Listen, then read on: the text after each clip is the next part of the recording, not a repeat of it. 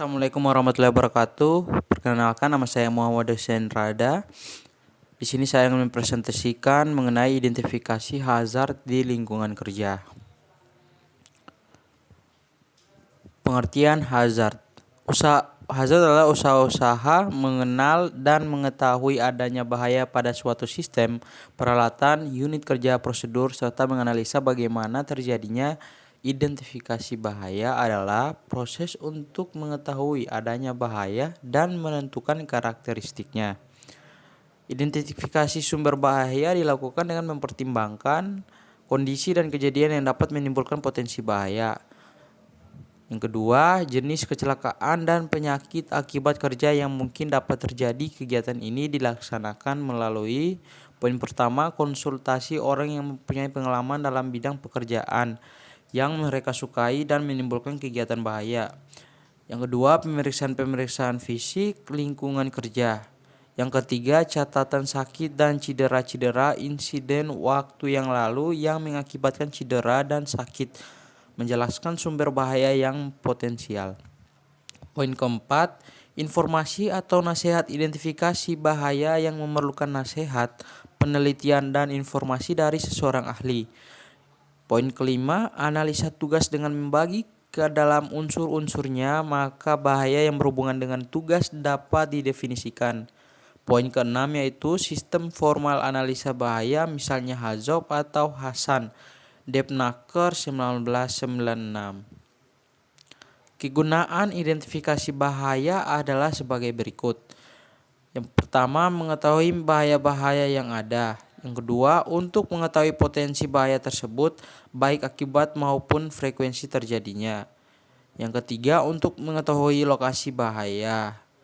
Yang keempat, untuk menunjukkan bahwa bahaya-bahaya tersebut telah dapat memberikan perlindungan. Yang kelima, untuk menunjukkan bahwa bahaya tertentu tidak akan menimbulkan akibat kecelakaan, sehingga tidak diberikannya perlindungan. Untuk yang terakhir, untuk analisa yang lebih lanjut. Baik, setelah bahaya-bahaya tersebut dianalisa, akan memberikan keuntungan antara lain. Untuk yang pertama, dapat ditentukan sumber atau penyebab timbulnya bahaya. Yang kedua, dapat ditentukan kualifikasi fisik dan mental seseorang yang diberi tugas. Yang ketiga, dapat ditentukan cara, prosedur, pergerakan, dan posisi-posisi yang berbahaya, kemudian dicari cara untuk mengatasinya. Poin keempat, dapat ditentukan lingkup yang harus dianalisa lebih lanjut. Penilaian risiko adalah proses evaluasi risiko-risiko yang diakibatkan adanya bahaya-bahaya dengan memperhatikan kecukupan pengendalian yang dimiliki dan menentukan apakah risikonya dapat diterima atau tidak. Di sini terbagi menjadi dua proses penilaian. Yang pertama yaitu proses penilaian risiko. Apa itu proses penilaian risiko? Proses penilaian risiko lagi dibagi menjadi dua, estimasi tingkat kekerapan dan estimasi tingkat keparahan. Apa itu estimasi tingkat kekerapan? Estimasi terhadap tingkat kekerapan atau keseringan terjadinya kecelakaan atau sakit akibat kerja. Harus mempertimbangkan tentang berapa sering dan berapa lama seseorang tenaga kerja terpapar potensi bahaya.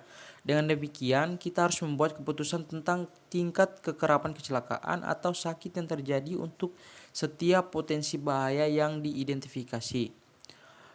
Poin yang kedua yaitu estimasi tingkat keparahan. Apa itu estimasi tingkat keparahan?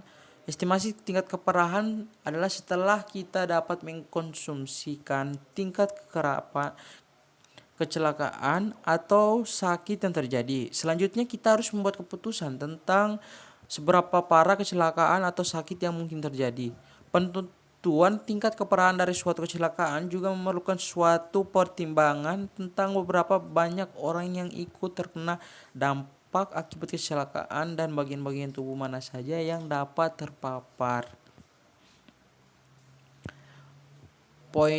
Adapun poin-poin lagi yaitu penentuan tingkat risiko dan prioritas risiko.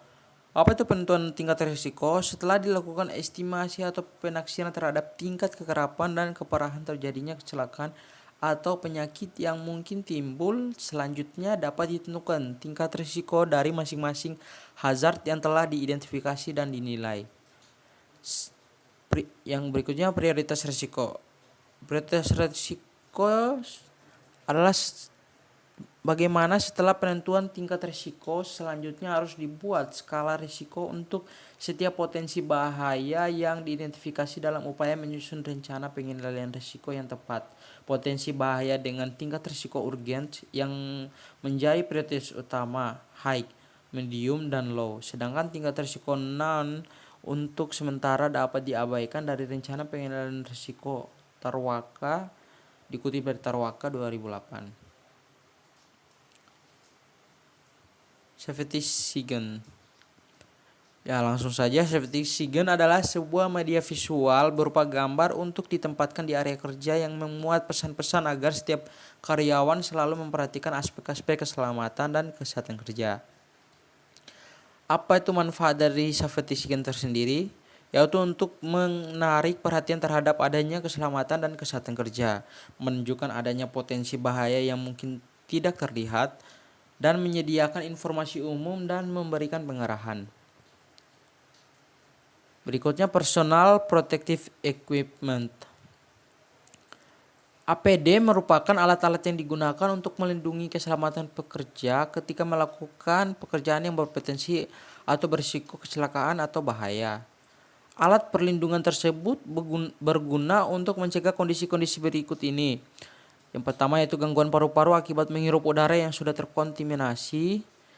Berikutnya patah tulang di tangan atau kaki, atau goresan akibat benda-benda tajam yang tidak sengaja terjatuh. Berikutnya kebutaan akibat cipraan bahan kimia berbahaya ke mata. Yang terakhir yaitu gangguan kesehatan akibat suhu yang terlalu panas atau dingin. Ya, sekian dari saya untuk hasil presentasi kali ini. Mohon maaf bila ada kekurangan. Mohon untuk sama-sama kita koreksi agar sama-sama bisa mendapatkan ilmu yang berguna bagi kita sekalian. Mungkin itu saja dari saya. Assalamualaikum warahmatullahi wabarakatuh.